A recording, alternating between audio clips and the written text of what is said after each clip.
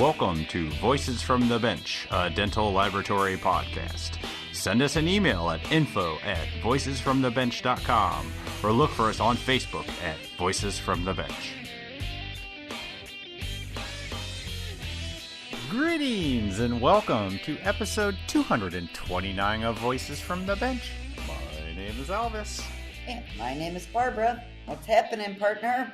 Well, let's see. I was in Kansas City earlier in the week visiting some labs, and attempting to get home was quite the challenge. And this was last night, I think? Last night, yeah. So trying to come home on a Wednesday evening, and what was supposed to get me home at like 10:30 or 11, I ended up getting home about 3 o'clock in the morning. Oh, God. Yeah. And you even traveled through my town. Yeah, so I was in Kansas City, and originally I was supposed to, I think, connect in Chicago, which is like normal for Indianapolis. Mm-hmm. But the only flight I could find took me down to Tampa. So basically I went farther away before I got back. That's nuts that they would take you all the way south to Tampa to go all the way back up home. It's crazy. I don't understand it. There's no logic. You know, they blame weather.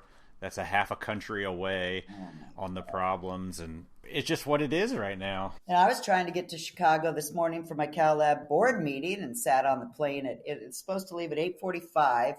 At 10:30, they finally let us deplane so we can go get a cocktail, which is what I did, or use It's PM enough. And then I never got back on the plane because it was 2 more hours. They still didn't have us. I said, screw it.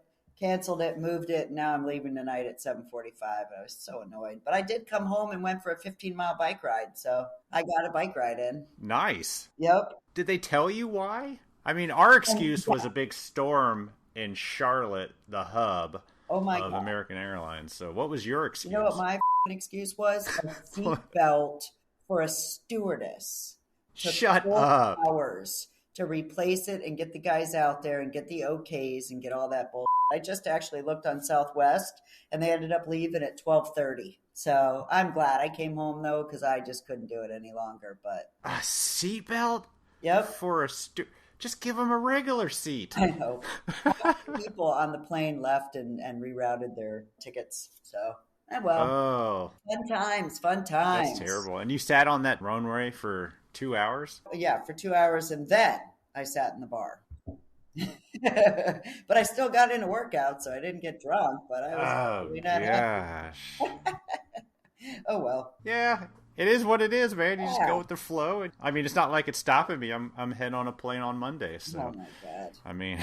There's no other choice. No, there really isn't. Gotta fly. But that's exciting. So Cal Lab planning meeting. So we're going to have a meeting next year, huh? Yes, sir. We are. I can't wait. I know. Last year was tough. Yep. It was weird going to Chicago and not going to the Cal Lab meeting. Oh, so I can't wait. So it'll be tomorrow. So I'll give you a little insight when I know. Yeah, just remember, let them know that we're willing to do the podcast on stage for Cal Lab. No. How great would that be? I will raise our hands, Elvis.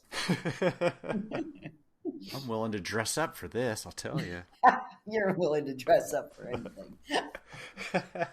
You're a polka-dotted slut. I know. Oh, wow. Yeah. Nice. So we're 2 weeks away from the Race of the Future. I know. And the Free Education Day. You mentioned you went for a bike ride. You ready?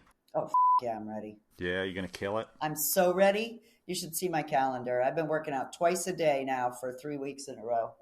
Twice a day. So, yes, I'm ready. Sometimes I shower twice a day. That's about as much as I do twice a day. Well, I think mentally, once you get to mentally knowing that you've put in all the work, the race is just, getting through it. So it's just like any other training day. Yeah. That's the whole idea. I'm ready. Have you registered for the free day of education? Yes, I have. Dinner? And I'm taking Sharon Belak with me, and we're going to the education day and the dinner. And you're going to be there. Absolutely. I've signed up for the education. That's free for everybody in the Chicago area. And the dinner is like $50, but it's going to be just a great group of people, and everyone's going to be excited for the race. Yeah. So, I mean, any chance I can get together with fellow dental people, I'm going to take advantage of it. So make sure you head over to dentallabfoundation.org to see all the information on the Education Day. They're going to have Tony Prespetito, Arian Deutsch, and Mike Ballerino are all teaching classes for free. Now, as for the race, Unfortunately, I couldn't get a team put together. Oh. But that's okay. I'm going to be there. I'll have my shoes, my hat, my short shorts ready to go and fill in for any team that loses a runner. You're a trip, dude.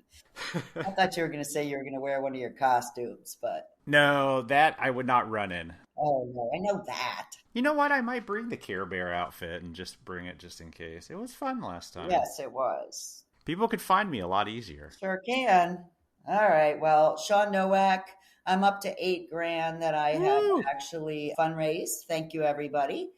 We made $500 at Night Dental just in Taco Friday. So we're just really grateful for all the people that have donated. And I just wanted to say thank you.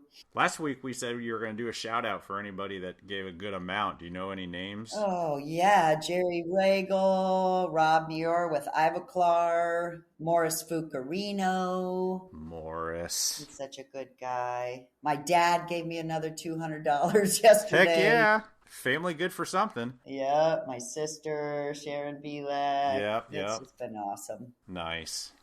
There's still time to give to Team Barbara. Voices from the Bench. Voices from the Bench. Same website, dentallabfoundation.org. In the upper right corner says Donate Now. Click that button, fill it out. It tells you, like, what are you donating to? You choose Race for the Future, and then it says Racer's name. And there you go. It's that easy. Just write watch. Everybody knows that goes right to Barbara. Well, thank you if you do. Especially after that earlier remark. So this week, we talked to the gentleman behind the wonderful software called Blender for Dental. Oh, yeah. Yes, this is a great conversation. Two brothers from South Africa found their way into the dental laboratory industry. Wolfgang and Michael Teiniker. I'm going to go with Teiniker. Teiniker? I don't know. Teiniker. That even looks better. Wolfgang and Michael Teiniker went to dental technology school in South Africa. After doing the required military service, both continued to learn the craft, loving ceramics. Eventually, they partnered up and started a lab. Wolfgang went off to Germany to learn new skills from the technicians over there. Finding Germany too cold, Wolfgang was off to New Zealand, with Michael following soon after. Soon they were seeing patients because Wolfgang got his clinical degree. After splitting ways, they soon had labs on different coasts of Australia. Michael started to play with the Blender software as a hobby, but during COVID, time allowed him to start perfecting it for the dental laboratories. COVID! Yeah. And once again, COVID steps in. To give people time off. Yep. Blender for Dental was born, and it's constantly growing and expanding. So join us as we chat with Michael and Wolfgang Teiniker.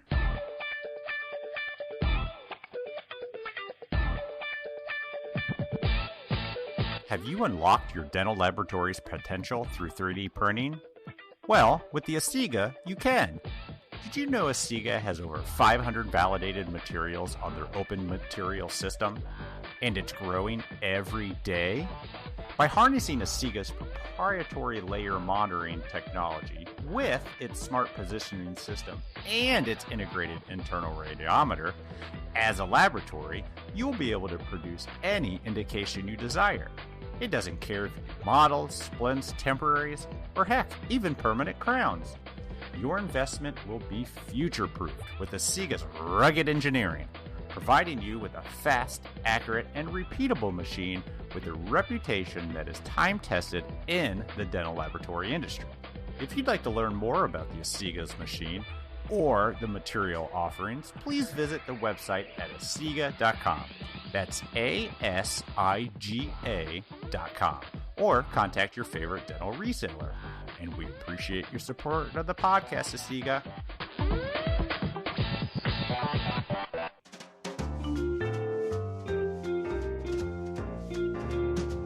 Voices from the Bench. The interview.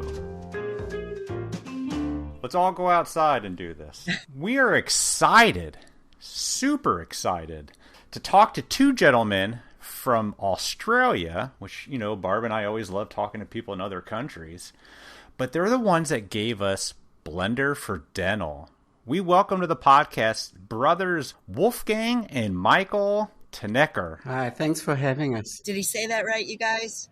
Pretty much. Thanks for having us, Elvis and Bob. Thank you so much for joining us. And as we have to acknowledge, thank you for getting up well before the sun over there to record with us because of the time difference. What time is it there, you guys? It's 6 o'clock a.m. Ooh, okay. That's the sacrifice. I won't even get up at 6 a.m. for nobody. Okay. So who wants to start? Who got who into dental first? Who's the older brother and how did this happen? And So, yeah, I'm the older brother, Wolfgang. yeah. Both our backgrounds are dental. We are dental technicians, and my interest has always been in ceramics, and therefore I've had a ceramic dental laboratory for quite a number of years. Michael's probably the guru when it comes to blender, and he started way before I did. So for me, it was a very quick learning curve. Yeah, I'll just get Michael to elaborate on his discovery on blender. Before we get into Blender, how did you get into the dental industry, Wolfgang? I mean, we hear a lot of the stories about what happens in the States, but Knowing a parent or a cousin or somebody what sparked your interest? Well, I started back in South Africa, and hence probably my accent. I can't quite lose that. It's something it kind of stays with you forever. yeah. I love it. Bit of mix of German. My family is also German. But yeah, as a youngster, this is it was a trade back then, and it sort of got my interest perked. And I did my studies over there in South Africa, and back then we still needed to do our military training, which I did after that. But very soon after that, I started my first business as a dental laboratory. So it was a steep learning curve, and yeah, my passion was there. Sat down with my paintbrush and got things moving, and I really enjoyed it. I actually loved it, being able to create things and changing people's smile and things like that. Yeah, so South Africa was the starting point of this journey. Dental technician. My journey progressed up to this point here where we're just taking things from the bench, so to speak, into the digital. So did you go to school in South Africa? Yes. I went to a German school first and then to an English high school. But for dental technology, was there a school or was it all learned on the bench? No, we had a 4-year program. Wow. One of these years was a practical training year. Wow. That's a lot of school. So while you were going to school, so your younger brother Michael, did you spark an interest when he went to school, or was that well after? Well, for those who don't know, Mike and I are actually twin brothers, so we kind of embarked on this journey. Okay, so you're the same age. When you said you're the older brother, it's like, okay, 20 minutes. Hold on, not true. I did not realize that, obviously. Very much older. Hey, I was kind of enjoying that moment, people say, Cool. So, Michael, how did you get into it? Yeah, well, we sort of followed the very similar paths. Back in the 60s and so on, parents, when they had twins, it was so cool dressing in the same way and all of that stuff. Same school, same everything, which, well, I've also had two twin daughters, but I've sort of changed that with them a little bit. But so we went to the German school. We were in separate classes and all of that. That's all good. But when it came to choosing a career, I went to see my dentist and he said, look, why don't you go to my dental laboratory and I'll show you around, because these guys actually make all the money. What?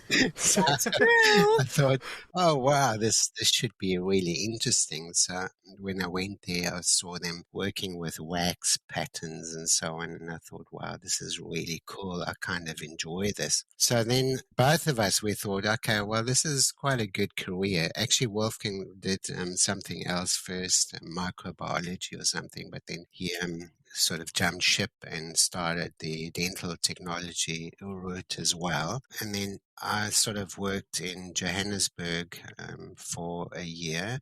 No, this is after the military service, because we all had to go to the military service in South Africa. How long was that? A year? Well, initially it was 2 years, but they changed it when the Mandela government came in. They changed it to 1 year. So my military service got cut down from 2 to 1 year, which was really fantastic. Yeah, Yeah, sure. I'll say. But it was really good for me because I could work in a dental lab there. So I furthered my ceramic skills, where usually, this is not the way to do it. As a newly qualified person, you always get stuck in the lower ranks, and you do all the crappy stuff in the All dental their bullshit. Yeah. laboratories. And so for me, it was really good because I could step in and just do ceramics, and I learned a hell of a lot there in the military.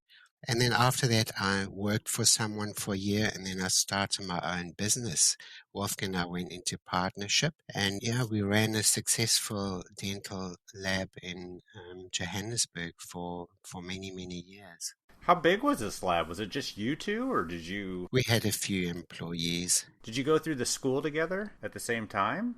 Yeah, we both went to the German school in South Africa, in Johannesburg, and we both speak German. And yeah, and then Wolfgang went to Germany to work in Germany for a while. Wolf, maybe you want to elaborate on your... Yes. So after, when things turned a little bit custard for myself, my family in Johannesburg, of course, I had the opportunity of having German parents to shift to Germany. And being a young 20-odd-year-old, I took my backpack and off I left. And The good old days. yeah, I've got more than a backpack now. Actually, there's a lot of junk like sitting around the house.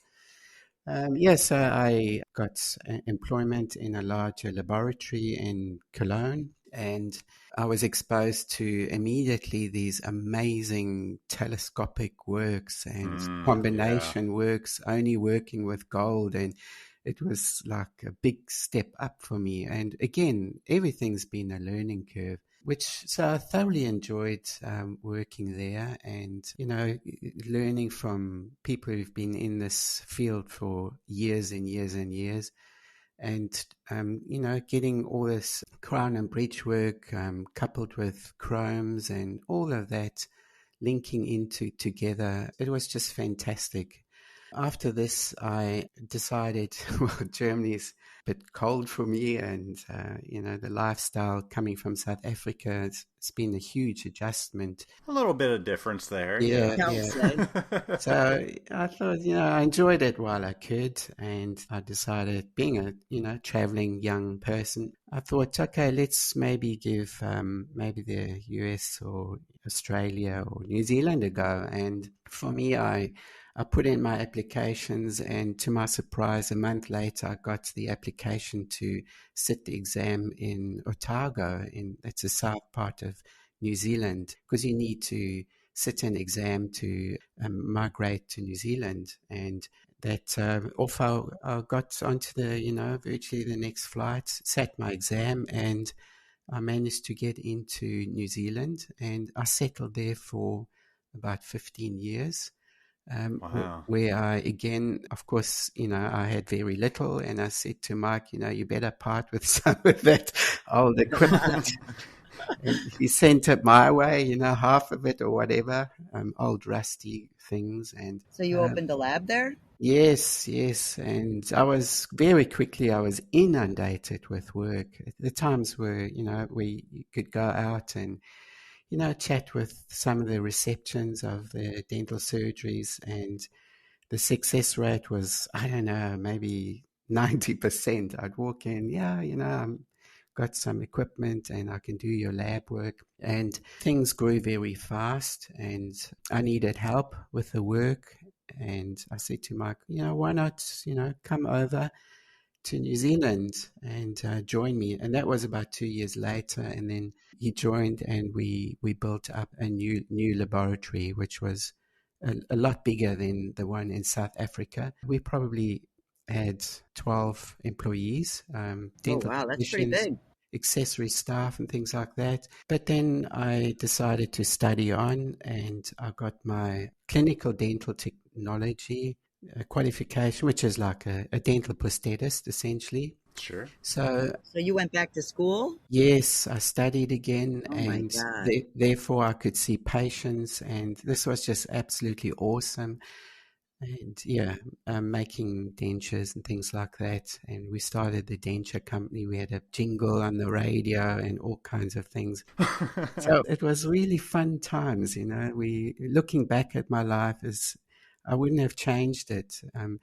One situation led to the next, to the next, as it does with everybody. We all have our stories to share, but it's been an amazing journey, you know, this dental technician.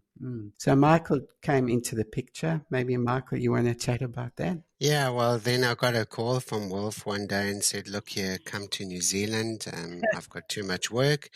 And I was in South Africa and really struggling at that time and, you know, paying loans and all of that. And it was just an absolute nightmare because a lot of our dentists left because, you know, when the Mandela government, after they came in, a lot of people migrated to Canada, UK, Mm-hmm. Australia, New Zealand, all over the world.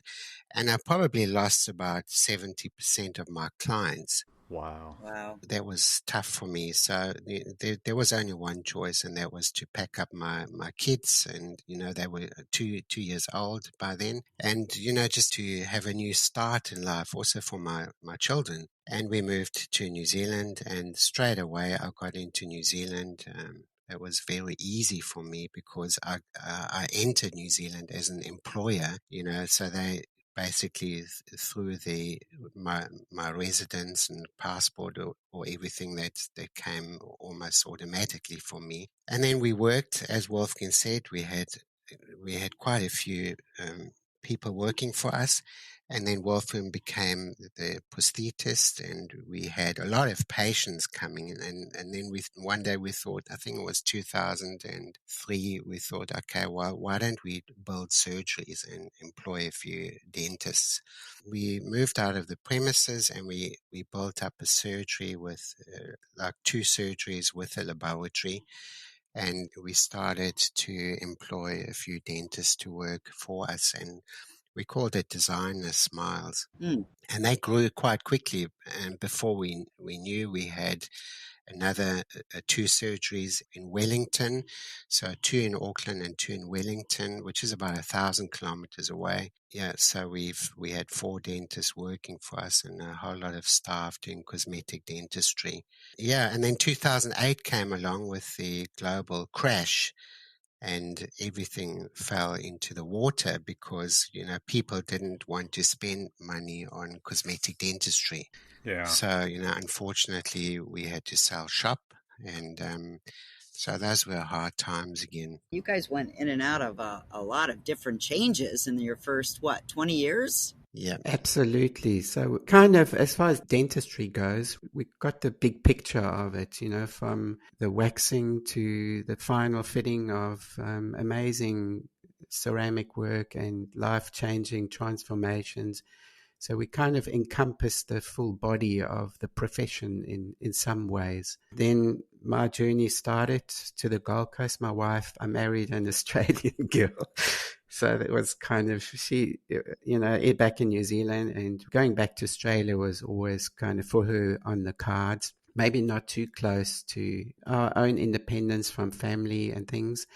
I got the offer on the Gold Coast and I took it. I worked as a prosthetist there for a while, and then again started the journey building a lab and so on. And then kind of Michael followed, my parent followed, and we started over. And then we started the journey of Blender for Dental, kind of. Michael had his own laboratory here on the Gold Coast. I run my separate laboratory. And then it came the juggling between the CAD work and the laboratory. So, and here we are now. Michael started, like I mentioned earlier, that he got into Blender way, way before that, back in the day, starting with his jewelry designs and things like that. Michael, maybe you want to talk about that. Bedridden with a hernia, and you know, for a while, and then what's happened is that I thought, okay, let me have a play with Blender. So while I was sick in bed, I thought, okay, well, let me do a few designs, and it actually came quite naturally to me to design things. So then, I taught myself watching YouTube tutorials on Blender. Then what I did is I listed myself as a designer in a company called Shapeways. Now, Shapeways is one of the largest 3D printing companies in the world. And before you know, I had a lot of people come to me with their prototypes and jewelry requests and all types of designs. Funny enough, the first design that ever came to me was like a person wanting me to make a gun. A gun? Yeah, a pistol. Well, hold on. And To design one, you mean? yeah, to design it. He sent me all the plans and everything. I called Shapeways and I said, look, is this even legal? And they said, no, absolutely not. You can't do that. God. So I abandoned it, and that was kind of weird for me. But when you do 3D design, you can do anything you want to design. I mean, which is Sure, yeah. Blender, you can use that. But then I worked from one project to the next. I made a leg for a dog that's lost his leg, and that was quite successful. That's cool. Yeah. So all types of things. Like I think about 3 years ago, I thought, okay, well, why don't I take my design experience and transform that into dentistry, use it for dental. So I taught myself how to do Python language because Blender's all written in Python. And I started tampering with a few codes on how to make a cube and just very simple things. Mm-hmm. And then it just grew, it was just baby steps from one thing to the next. And before I knew it, I could make a model and then I could hollow a model. And then what we did is I packaged up the model designer. We started and I said to Wolfgang that there's just too much work for me here to do, that he needs to take over the marketing of this product, which he then did. So he's sort of started doing the websites and the tutorials and so on. Yeah, so that's sort of the beginning. And then when COVID hit, I made a conscious decision to, either I carry on, part-time with Blender for dental, or I start doing it full-time, because at that time I did it for like a year and a half. Every day I would come home and work on this project, but it just got too much. So when COVID hit, I decided that, okay, I'm going to sell my laboratory and start doing this full time. And Wow.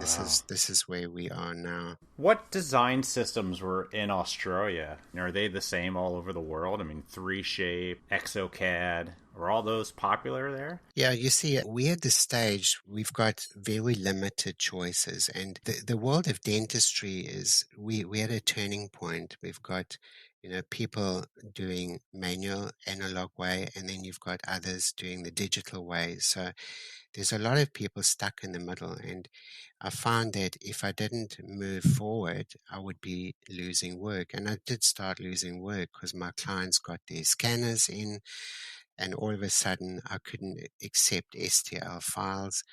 I was in a situation where, what do I do? Do I purchase one of these programs, ExoCAD or 3Shape, at a huge cost? Because the margins actually in Australia on dental laboratory crowns or whatever you're making are very low.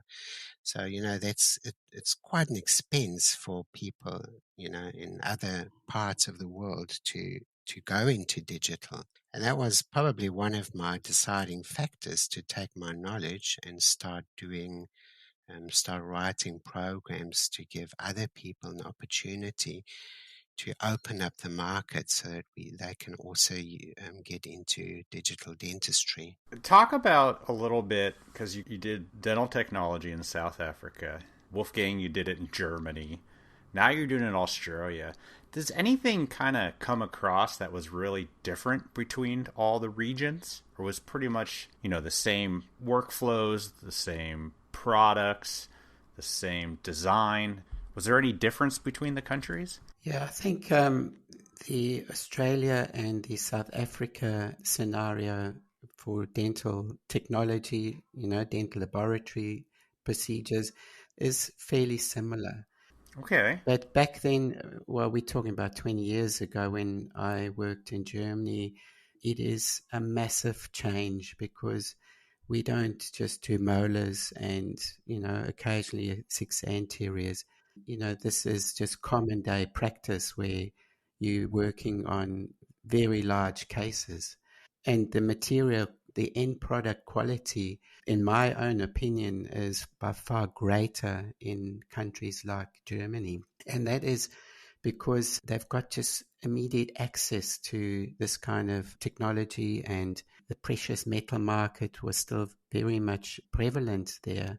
Laboratories wouldn't really work with non-precious metals and things like that. So I think from that point of view, it is greater. And yeah, so, you gain the experience by being a traveler in some sense. In Australia, we've got more dentists acquiring scanners, which is probably a good thing. More so the younger, the universities are adopting this technology, and it's more commonplace for the younger graduates to get into this digital dentistry. Yeah. So, yeah, I think we are sort of on a tipping point in our professions where, like Michael said, we've got to choose, have the niche artistry laboratory with handmade products, or then migrate now to this digital revolution, so to speak. Yeah.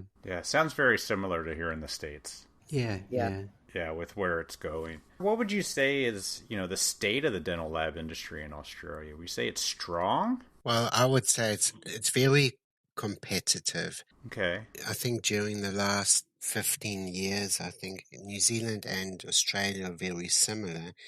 A lot of our work has been sent overseas, offshore to other countries, like China and Vietnam and other places.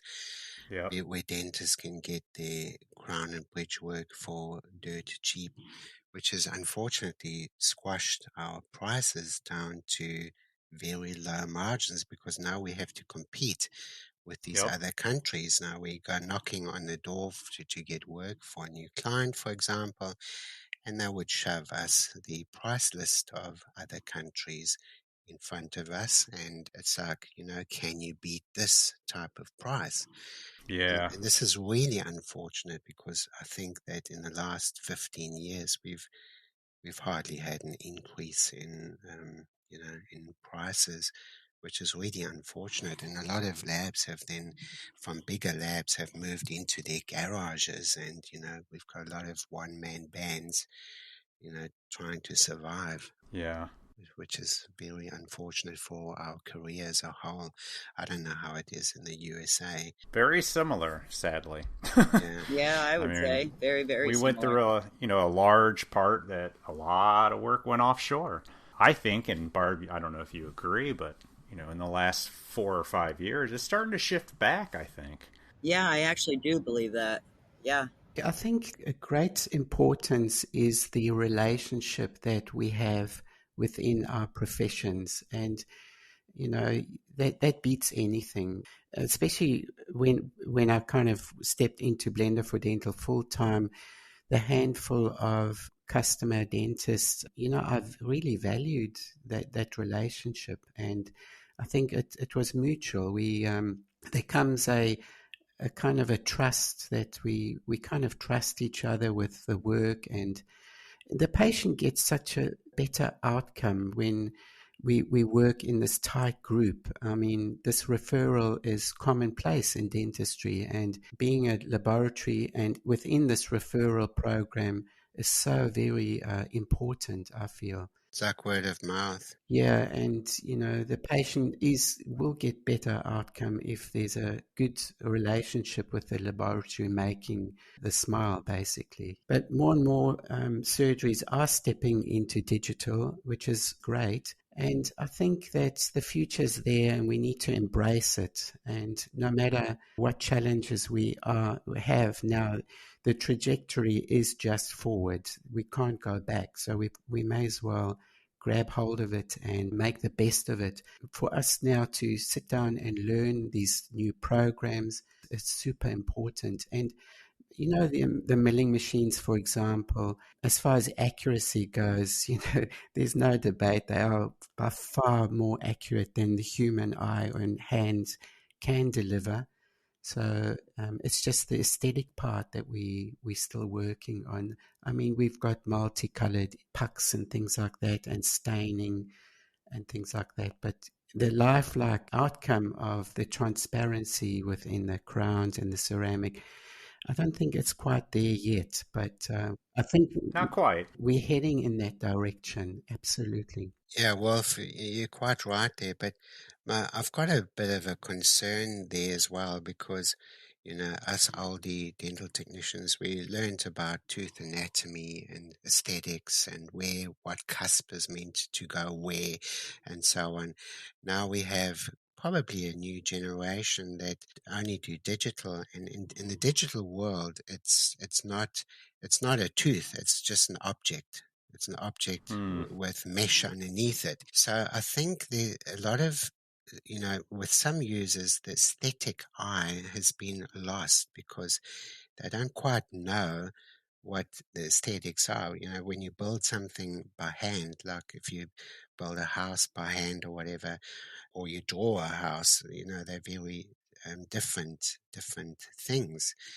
And, you know, I've seen some work which is absolutely excellent, but then again, others not so good. So I think there's a variation in the digital world as well. And of course, you know, the other concern is that you don't really have to be a dental technician, you know, to do this type of work. And, you know, this is something that I think of quite a lot as well. Yeah, Michael, that's true. And also the competitive nature between laboratories is ultimately drives the quality of dental restorations. You know, we need to be better than our opposition laboratory. You know, we're competing for this work. Yeah.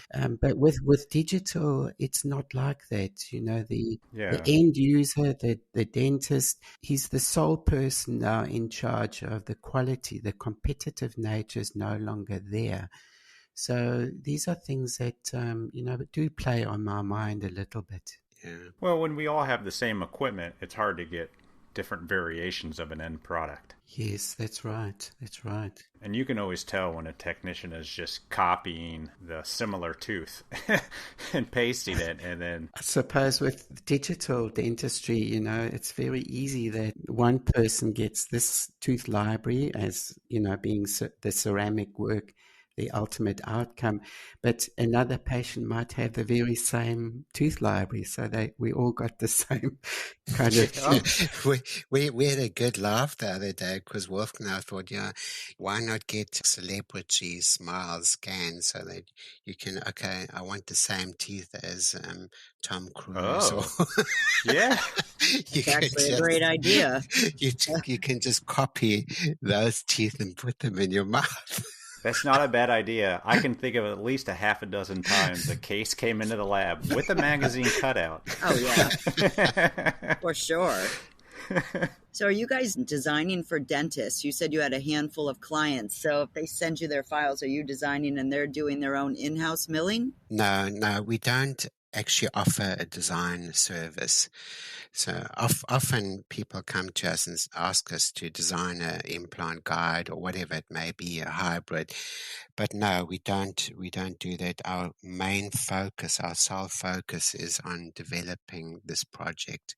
So my workflow is looking at codes every single day, scripts to make these modules for Blender, and then Wolfgang's sole purposes for marketing and management and customer relations. So Blender starts, you have this blank design software that can design anything. I mean, what's the first thing you have Blender do? A molar? Where'd you start? Look, when you download Blender, the tools that we've created don't exist in Blender. So, for example, you want to cut a model, for example, with a lasso or something. These tools do not exist. So there's a lot of coding behind each and every button. Like, for example, one of my buttons is 2,600 lines long. And, every time you press that button to, say, generate the crown in the crown and bridgework module, it will have to read through 2,600 lines. And so there's there's a lot of scripting behind each and every procedure. I think the basic fundamentals are like Boolean operations. So imagine object A and object B, they're kind of overlapping each other, and then you create this cut, and then you're left with object C. So to be able to have a cutting tool, you've got to actually make this object. So you could imagine making a cube, and then you're using that cube to cut all kinds of other objects. It is fairly, it's been untapped Blender in dentistry, unlike Mesh Mixer. But, if I could compare, Mesh Mixer is probably a little old VW Beetle, and, it's the Blender, it might be a luxury vehicle, Blender is massive. It is a free open source, and it's developed years ago, and it keeps on evolving. So there's a whole lot of people, that very intelligent coders, that contribute to this massive Blender project. So we're tapping into that. Blender for Dental are basically modules that, like a menu as such, that will appear on the right-hand side of the Blender working window. Now, each menu is specific for making a certain task, like for making a model, for example. So the user will then get a set of tutorials where they'll learn basically how to import a scan, and then how to turn this into a dental model. That was the first module we started with just about 3 years ago. It was very popular because people, they want to, get into 3D printing. What do I need? What are the options? Well, the sellers of 3D printers might lay out 3 or 4 options, which are mostly quite costly. So unless you learn things like Mesh Mixer or Fusion 360 or one of those other programs, that might not be dental. So, coming in, downloading dental, you see this blank screen, and it's very daunting for people. What do you do with it? Are you going to spend hours on YouTube? Time is very precious. So the modules are basically geared up for newbies, people who have never even navigated in the 3D space. So we go through everything from the very, very beginning. And before you know it, you can make a model, and then people start venturing out into other applications in Blender. Our whole Blender for Dental had kind of a natural workflow and progression, because then we were asked, well, I want to put a logo on this model. So then we started making a logo module. Yeah. And they're all fairly low cost. We didn't want to, make an expensive software. We want to make it accessible for kind of everybody, the software. And then we kind of brought in everything that we do in the dental laboratory. Even making a crown or so mimics the exact same workflow. You'd make a model as we do in a lab. We'd cut dies, and then we'd block those dies out. And if you understand the logic of the making of, say, a crown or special tray, it is exactly the same that we've mimicked into the software, the workflow. So you purposely make the user go through every step. Yeah, so Blender's not, our program's not wizard driven, which has got pros and cons to it. One, you've got to relay back to the tutorials and memorize the workflow is basically going down the menu and using the left to the right button. So you're flowing down the menu. Each button has got a label that's kind of intuitive, what you're going to do next. There are like tool tips that help users along the way. But yeah, so you've got to have a bit of a memory there because not wizard driven. That's probably the con to it. But the pro to it is that there is no limit. You can veer out of the modules and really you can do non-dental CAD design. Once you understand the fundamentals of the Blender program, and you will, because you're starting at a basic 1, 2, 3 level, you quickly learn. People's interest is perked by this amazing software, and they will venture out and create all kinds of things. And this is what in my opinion, the dental softwares are lacking. They are limited to the boundaries of their wizards and do not necessarily allow users easy access to other procedures that you might want to incorporate. Yeah. So what all can Blender do? I mean, you've mentioned model, you've mentioned crown. How much dental technology can it handle? It can do everything. Everything that the dentistry softwares can do, you can do in Blender. Yeah, so I mentioned that we start with the models, making logos, then we special trays. The thing about Blender for Dental is it is also user-driven and shaped. What I mean with that is people come to us with these amazing ideas. Oh, guys, can you incorporate this random thing? And then Mike and I will have a think about it and think, oh, nah, maybe not. Sounds like a technician's question. And then we think, oh, this is amazing. Yeah, why don't we incorporate this new feature? And then we've got this way of updating the modules very quickly. If it doesn't involve a menu button, you just hit the update button and new scripting is downloaded in the background. So we can evolve this program very, very fast. If somebody asks us for a feature, we could, deliver this virtually overnight if we think it's a good idea. So in that way, the user-driven formula is imperative to the success of this program. Do you ever get any bad ideas? Yeah. I think no idea is bad, but some of them are like questionable. There's more questions. What's a bad idea? That's a great question. Well, some of them might be like, if we were to implement this, then fingers would point our way if it would turn out horribly wrong, because we need to think about the medical classifications and. If it doesn't work out, we don't want big trouble. We don't want to risk anything here. One bad idea, I think, is that there's always like this mission to do things with one click button. Can you guys do a occlusal splint with one click button type of operation? Oh, that'd be nice. And you're like, no way.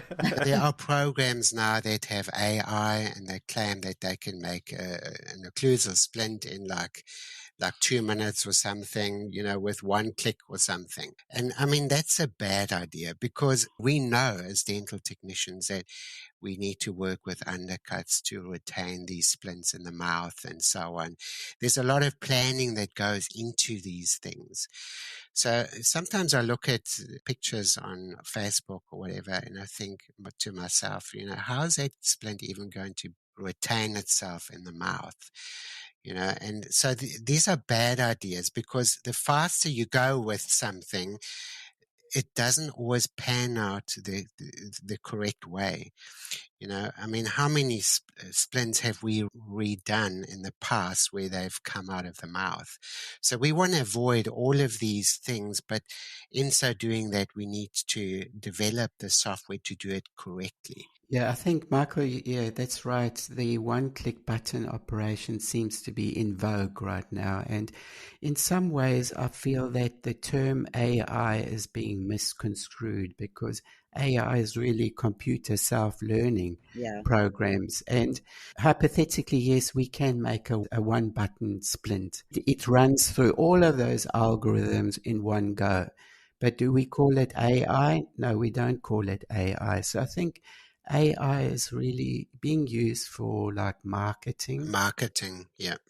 Well, people marketing. want AI to mean do it for me. Yeah. That's Yeah, that's It right. is a hot button lately. I mean, I've heard it more the past 3 months than I have in the past 10 years, for sure. That's right. That's right. It's very interesting. But with your blender for dental, you guys can do custom abutments? Yeah, Wow. the custom abutment module I'm still working on, but yeah, we can do custom abutments, which we're going to Wow. release soon. One of the biggest missions for us was to get implant parts. Wolfgang, maybe you can elaborate on that one. Yeah, so when I go back in a couple of years, well, 2 years maybe, I would approach just about every single implant company I could think of, the big brand names and things, and wrote letters and asked them for implant libraries, things like that. And of course, because users need that. And these are generally still very much locked into these 2 or 3 dental softwares. Yeah. And partly reason being that for protection, they don't want their STL files being milled overseas somewhere and then resold, and piracy reasons. Sure. So that's understandable. So I think that was a big hurdle, but then we got one implant company on board, and that followed by the next one, and then followed by the next one. Now we really can, kind of brag about the inclusion of some very well-known implant companies for their parts, and we are very thankful for that. Of course, we rather do it the right way with the implant parts, because there's a lot of parts, even from known and protected brands out there, that are floating the internet that one can get hold of. So we do understand piracy in that, but these parts are available whether you like it or not, because the internet is just massive. Piracy is out there, and these parts are not that protected anyway. So we want to offer them in the correct way so that users understand the workflow and nothing goes wrong, and the integrity of the system is still retained. So that's quite important. So I imagine these implant companies are going to be wanting to validate your software with their milling, and there's probably a lot of back and forth. Yes, that's right. So we might get an inquiry from an implant company to include their parts into Blender for Dental. Then we go through a period of, how are we going to do this? And, they might be curious as to, we might send them a video. This is how we do it with other implant systems. And then eventually we might get a file of all the parts, and they could be in the thousands. And some implant companies, their naming systems are just amazing, and their mesh qualities are incredible, precise. Anybody who's working with Blend for Dental has an understanding of the mesh geometry, because we teach that in our tutorials. And I've got to say, some of the implant companies out there, it's a bit questionable, the meshes and the way that the actual labeling of the file system goes, and you sometimes wonder, But having said that, yes, there is that to and fro, and then I'll send my draft of the library, the way we want to present it in Blender for Dental, over to their designers, and then they will give it a final quality check to see if it's complies with everything. We haven't mixed up any parts, or the orientation is different than from the parts in, say, Exocad. So we want to get this out in a uniform way. And a lot of the parts, we know as dental technicians that when we get an implant job to do, that first we've got to source, we don't recognize this part, and sometimes it can be quite a headache. Then we've got to go to the surgery and say, oh, what part is that? Then they've got to look it up. They've got to go to the specialist notes to find out what implant part is. So it is a massive. Then we've got to go into catalogs and find a little part by a number.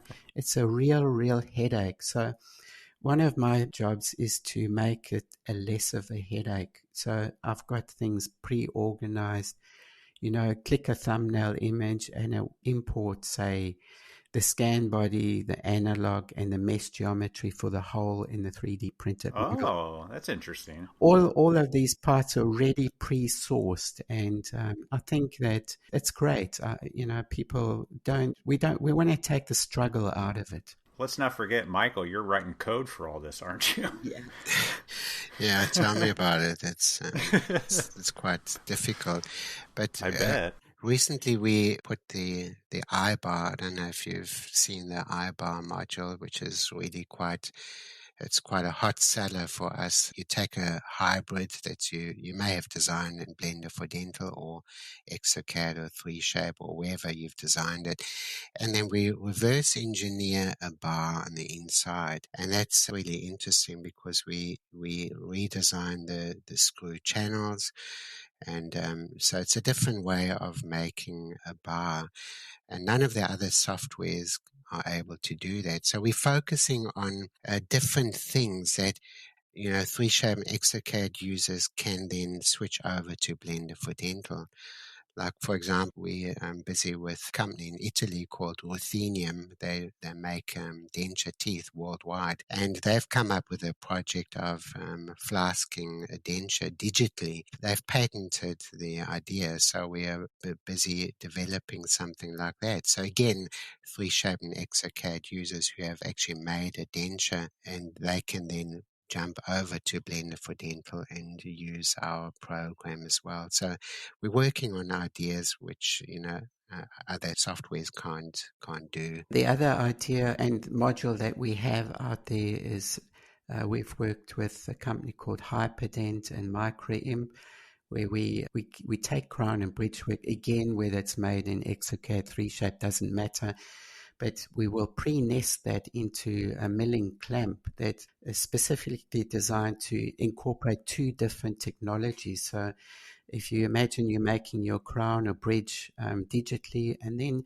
you would send that bridge out for SLS metal sintering, and then you would take that metal sintered bridge and put it back into the special clamp for final milling of, say, the implant interfaces if it's got little multi-units. So we've moved into this multidisciplinary technology, which is amazing, because instead of just milling a bridge out of a puck, say, for example, you would then first send that bridge out for metal sintering and then just fine-tune it with milling.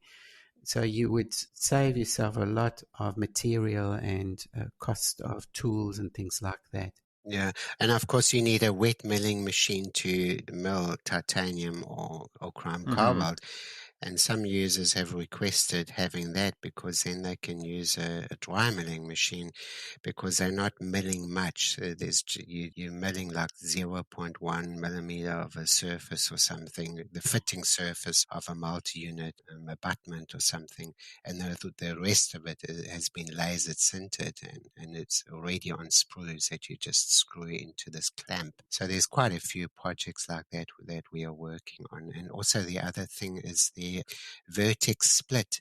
Now, the vertex split is a plastic injection molded base where instead of making these Gala dies in the digital, which slip into the printed model, we have a system where it's like a very traditional way where you just cut the dies and then they will then fit into like a serrated base which has been injection molded. And so we've worked on that, and that seems to be quite good, because once you've got that articulated in the articulator, any patient's dies for crown and bridge work can fit in there without having to re-articulate the case. Yeah. Wow. You guys got a That lot sounds going on with this remarkable. stuff, man. Yeah. You mentioned people taking designs from 3Shape and Exocad into Blender.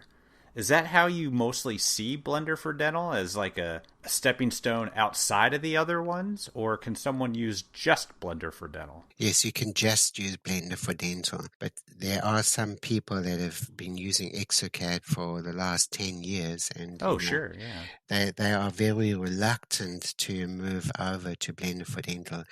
But in saying that, a lot of our Italian customers have ditched the other programs and they are just using Blender for Dental. Now, I don't know why it's the Italians that are doing this, but we've got a lot of Italians doing this. So, and then of course we've got the German market, and the German market are so used to Exocad because it's come from Germany, now Sure. owned by Invisalign. But then again, they struggle with the mouse moves, and then they couldn't be bothered with Blender for Dental. So it just depends on which country. I think the countries that are less fortunate in their currency exchange and where it's so very expensive, they would then just head straight into Blender for Dental.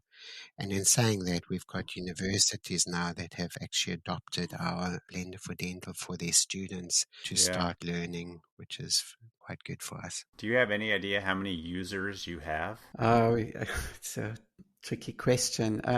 We've got a lot of users and worldwide. So when we, for example, we help people, we might, I'll be in Russia on some computer, or I'll go to, Brazil, and then I'll go to Germany, and wow, just very, very widespread. Wolf, how many do you think we've got?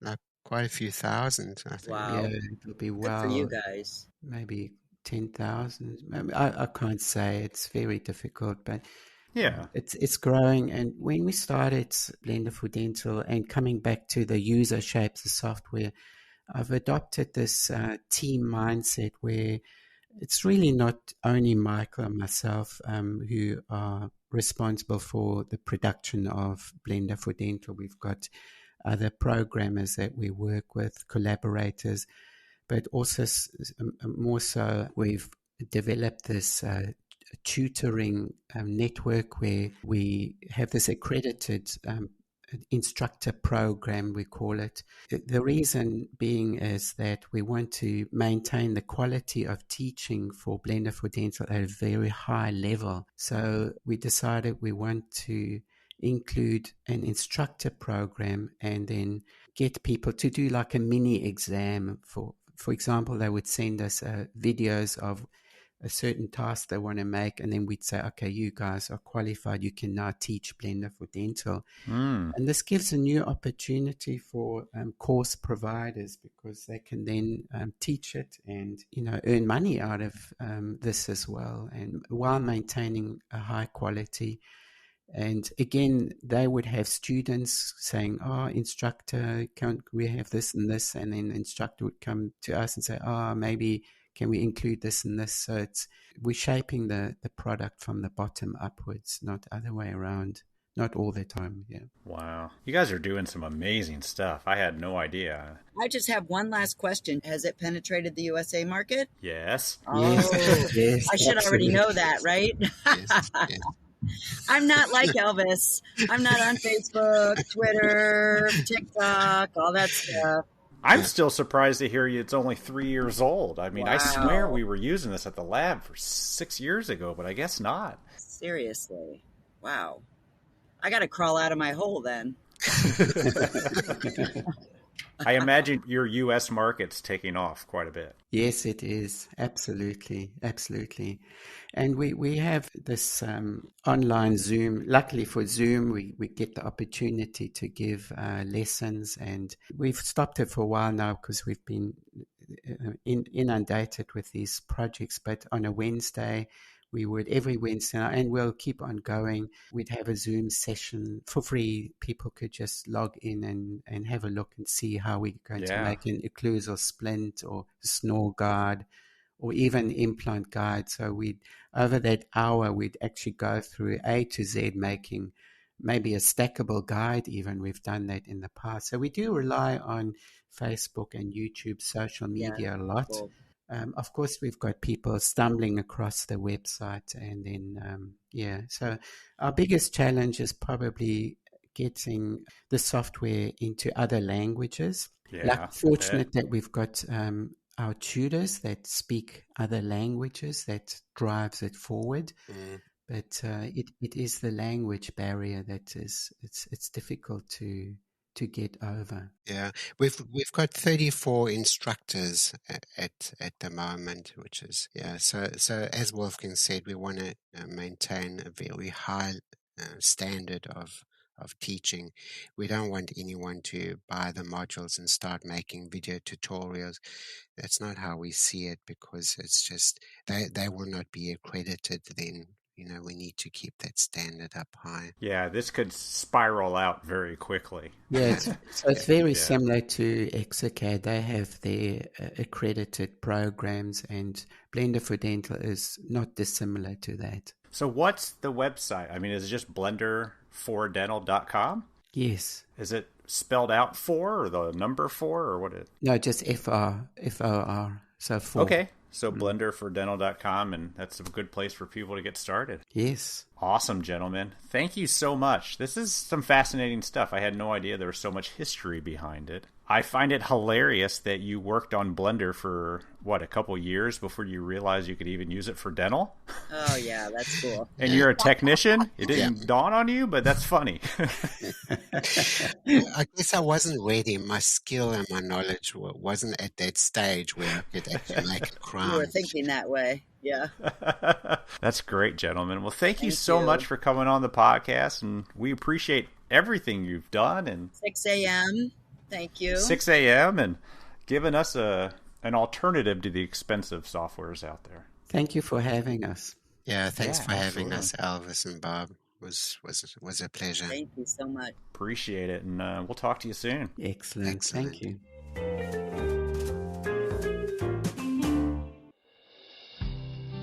Whipmix offers you the ultimate in ease, material flexibility, and unattended production with the Roland DGA DWX52 DCI milling machine. The popular Mills automatic disc changer expands your lab's production and profit using a 6-slot automatic disc changer, 15-station automatic tool changer, and several other automated features. The DWX52 DCI dental milling machine now comes with performance software and other intelligent updates. The 5-axis mill even knows which tool to automatically swap out when tools have reached their designated lifespan. Just power it on, let it go, and automatically and accurately mill numerous dental restoration jobs with complete unattended confidence. If you're interested in learning more about the Roland DGA DWX52 DCI, visit whipmix.com or call 1-800-626-5651. And as always, we appreciate your support of the podcast, Whipmix. Well, I'm so glad I don't have to say their last name, but a huge thanks to Wolfgang and Michael for coming on our podcast to talk about this amazing software that you guys have brought into the dental world. Thank you also for sharing your amazing journey and how you got to the point where you can focus on the software. It's super interesting to see the similarities between the US and Australia, especially when it comes to the state of the industry. We really appreciate all you guys continue to do and listen to technicians and keep making Blender better. Head over to blenderfordental.com to check out the software. Thanks, guys. All right, everybody. That's all we got for you, and we will talk to you next week. Bye. Bye-bye, full moon. Full moon. Yeah.